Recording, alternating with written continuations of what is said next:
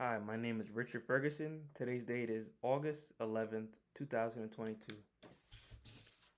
And here are my notes for the video. And today I will be talking about my discussion. Today I'll be talking about my dissection, on the sheep heart. So the heart is very important. The heart has four chambers: the right atrium, the left atrium, the left ventricle, and the right ventricle. So I'll start off with the right atrium. So here we have the right atrium, and the atria are also very important because they collect blood returning to the heart, and they deliver it to their attached ventricles. So here we have the right atrium right here, and then right here we have the right ventricle.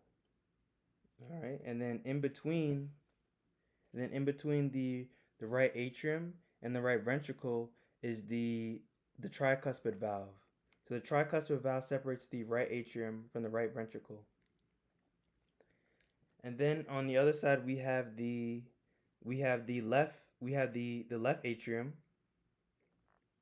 and the left ventricle. And then in between the left atrium and the left ventricle, we have the bicuspid valve or the mitral valve. Now the mitral valve or the bicuspid valve separates the left atrium from the left ventricle. Okay, and then I'm gonna go over. Oh, in addition, the reason why the left ventricle is a lot bigger than the right ventricle, the left ventricle has to pump blood all the way down to the lower extremities, all the way down to the foot. The right ventricle only has to pump blood to the lungs. That's another fact. Uh, and then next, I'm gonna go over the the aortic the aortic semilunar valve. So the aortic valve, also known as the aortic semilunar valve, um, it's another valve. It um, separates the left ventricle from the aorta. Then we have the pulmonary semilunar valve, or the pulmonary valve. It separates the right ventricle from the pulmonary trunk. And the valves are very important because they prevent backflow.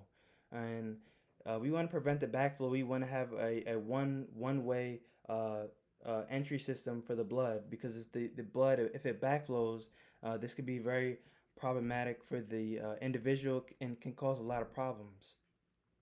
Then in the middle right here, it's really big. We have a big septum. This is called the interventricular septum. The interventricular septum is very important. It separates the left ventricle from the right ventricle.